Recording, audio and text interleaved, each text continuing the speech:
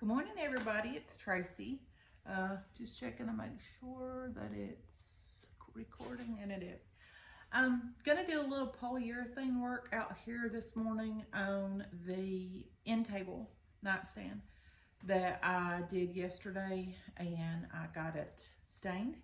So I'm probably gonna put about 2 coats of polyurethane on it this morning or sometime today, just to give it that gloss.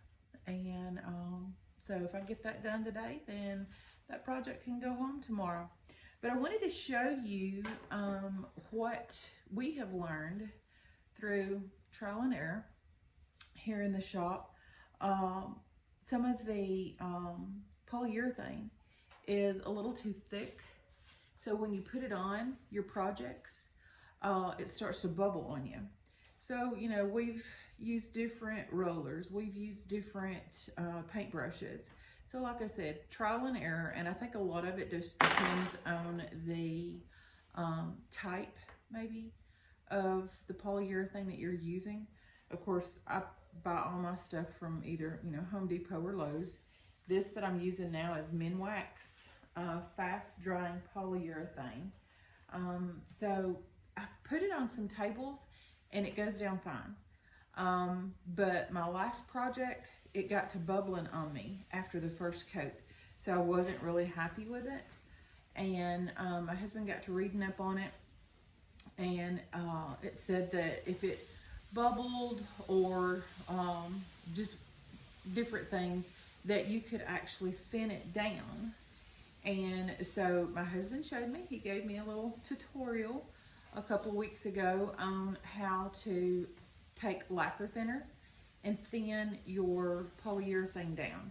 And that's what I did on my last project. And oh my gosh, guys, it laid down so smooth. And of course, once I've done a thin layer, I let it tack out for about 4 or 5 hours. And then I done my second coat with the, same thing that I had. And it looked so good. So that's what I'm gonna do on this table today. And some of it might depend on the type of wood that you're using it on. So sometimes just trial and error. Just mix up the minimum that you wanna do if you're thinning it down. That's just what works for me. Like I said, it might just depend on the project that you're working on. But I just wanted to show you how I do this. Now, if I'm doing a big project, I'm gonna mix more.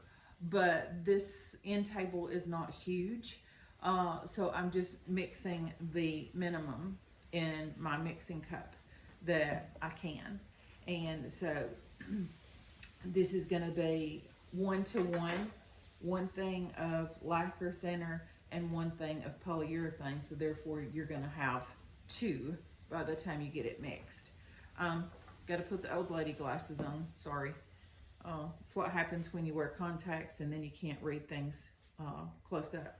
So I wanted to show you, so on these measuring cups that we have out here in the shop, I'm just gonna mix the minimum, which is the 1-to-1. So you do 1 thing of your thinner, and then this next one over here is your 1 thing of polyurethane. So you get 1 and 1, which gives you 2 of your mixture.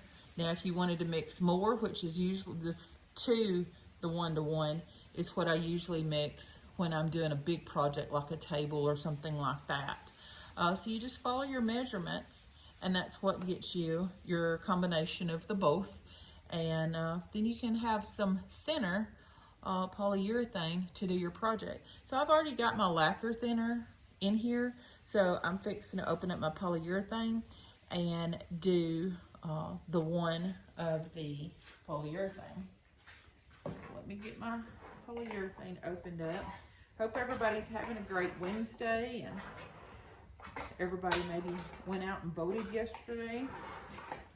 I met my husband after he got off of work at our polling place, and we voted together. Gosh, all those amendments were crazy where they went. Don't pay any attention to my cup.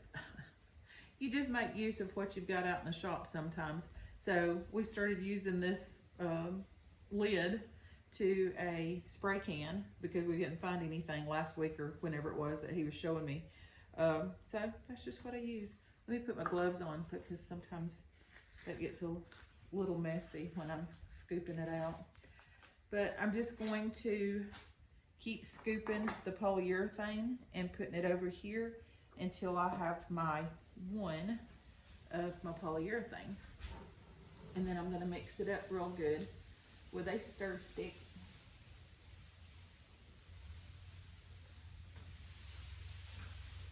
That didn't take much. One little scoop.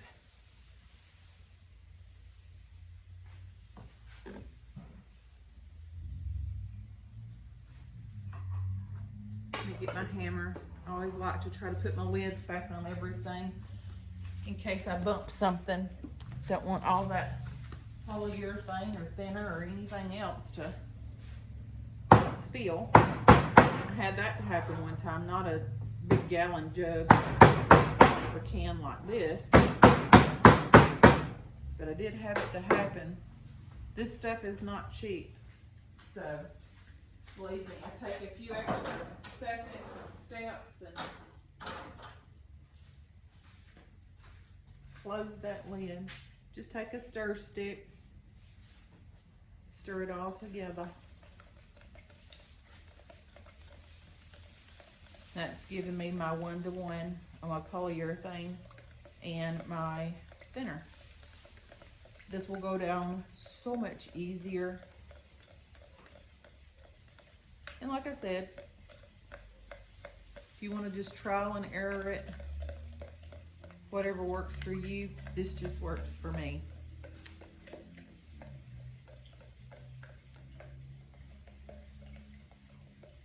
Once you get it mixed up real good, you're ready to lay it down on your project. And I always take a tack rag and tack out my project, whatever I've been working on, because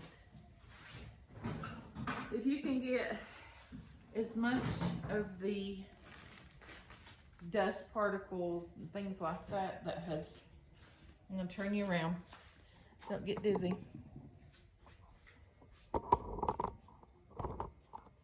Just a simple little tack rag. Gonna tack it out because I did do a lot of sanding on this baby yesterday. So I want as much of the sand and grit and dirt and all that to be off of it before I start putting my polyurethane down, because that polyurethane is gonna show all your little particles that's maybe just accumulated just sitting out here in the shop during the night last night. So, but I'm gonna put 2 coats of polyurethane on this today and should get it gone tomorrow. And then I've got the 2 chairs that are already sold. I'm gonna be painting those today. And then I'm gonna be sanding the board of elderberry, not elderberry. That's what you give your children, or that's what you take when you're trying to prevent sickness, right? Boxed elder that I got at my dad's yesterday. Gonna be sanding it to get it ready to cut and put on the sewing machine that I got painted yesterday. So I've got several projects I'm trying to pull together in the next couple of days. And then unless somebody claims something, I'll probably start back on the end table that I've gotten most of the way sanded and get it gone maybe, or get it sold. So several things. Need to try to get my mom's mirror done. She came by yesterday, her and Dad, after they voted, and just kind of checking on all my projects that I've got sitting here, whether they're sold projects or not. So I told her I would do my best to get that done and then by the weekend or so. Anyway, I've tacked that out. Gonna put my tack rag back up in my little baggie, because you can use a tack rag several times. I've used this one several times. This is just the tack rags that we use. The hubby buys several packs, a box, whatever. And it's real sticky. So as you can see, I've used it several times, but it's still got a lot of stickiness to it. So I use it, put it back in the bag, and use it some more. So I'm very OCD. So usually after I've used something, I'll put it right back up unless I know I'm fixing to use it again. Immediately, I should say. So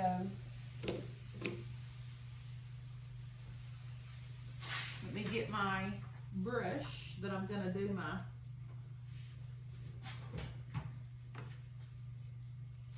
polyurethane on or with. Got a full drawer here, so I'm kind of picky as to which ones I use. And I'll show you just a few strokes there of what I'm doing.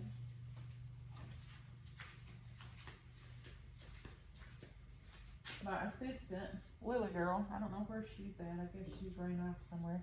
I want to turn you around right quick. I want to show you that box elder that is going to go on the sewing machine.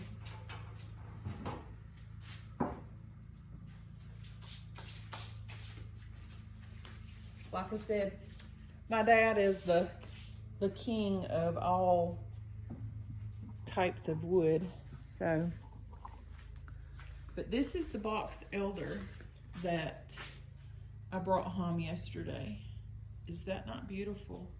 And believe me, once I get it sanded, it's gonna look awesome. What I'll do is I'll just sand it till it's very, very smooth, and then I'll probably put about 2 or 3 coats of polyurethane on it. And that will be, of course, all this will be cut off. I'm definitely wanting to use this knot as part of the top. Just gives so much character. So I'll be cutting from that end down there all the way up. I think we decided that we were going to cut about 34 or 36, I think, inches long for the tabletop. So all of this from there up, it'll be gone. I mean, I'll keep it. I'm not going to throw it away. You never know what you can use something like that for. But that's going to be the sewing machine top. So stay tuned. I'm hoping to get that sanded down today and get it ready. I'm going to do a coat right quick on the top, and then I'll pull you over so you can see how it's going to make it look.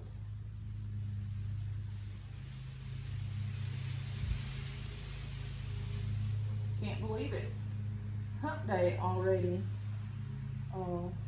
I woke up this morning and I thought, geez, I gotta hurry up. My spin class starts at 7:25, and then I got thinking, no, not on Wednesdays it don't. This is Wednesday, this is not Tuesday. Honestly, guys, it took me probably a whole minute to figure out, laying there in the bed, what day it was. I was so confused. I don't know why I was so confused this morning. I guess I just slept real good. Thankfully for that. Some days are worse than others, some nights. I have severe thyroid issues, and even though I'm on medicine, I still struggle sometimes to have a good night's sleep. You can ask my husband, I do not have a hard time falling asleep. He says I fall asleep before my head hits the pillow. But I fall asleep for the most part pretty good. But staying asleep is an issue I have. Usually I'll sleep real good for about 3 hours, and then I'll wake up and I just can't go back to sleep. I don't know why. My husband sometimes is kind of right the opposite. He has a hard time falling asleep, but once he gets asleep, you know, he's usually asleep pretty good. I mean, he has his nights where he just doesn't sleep good. I think a lot of it is his job at General Electric, and of course he's a bivocational minister, so you know, we constantly have people that we're counseling and different things like that. We're a very active church. We always usually have a fair amount going on, and so I think a lot of it is, you know, he's maybe thinking about somebody that's going through something in their life at the moment. And, you know, if you haven't been in the ministry, then you just can't really fully comprehend what a pastor does. Because as a minister, we take on not just our trials that we're going through, but we take on the trials and the burdens and concerns of our church members. So I think sometimes that's also what keeps him awake, is he's concerned about somebody, you know, maybe whatever they're going through. And we've got a friend of ours, see a little piece of white right there? You can grab it out with my fingernail.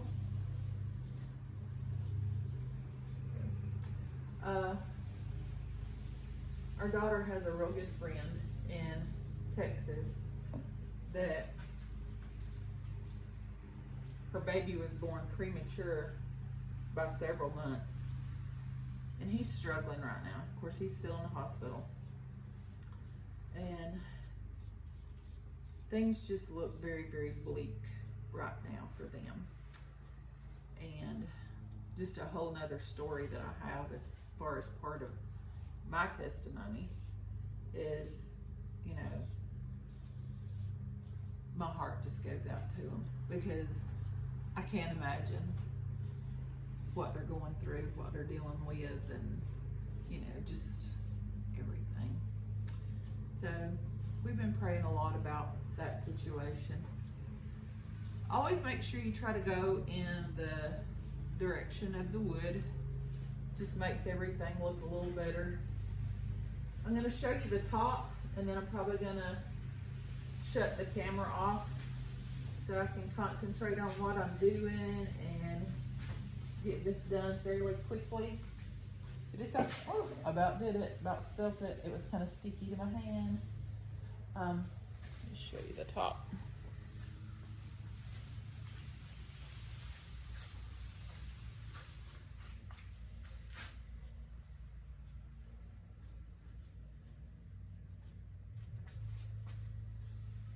Looking not as dry compared to here. So it just looks a lot better. I see a couple little white specks. That's gonna drive me nuts. I gotta get that out. So anywho, I hope everybody has a great Wednesday. Finally, after I've decided that it's Wednesday. Hope everybody has a great Wednesday.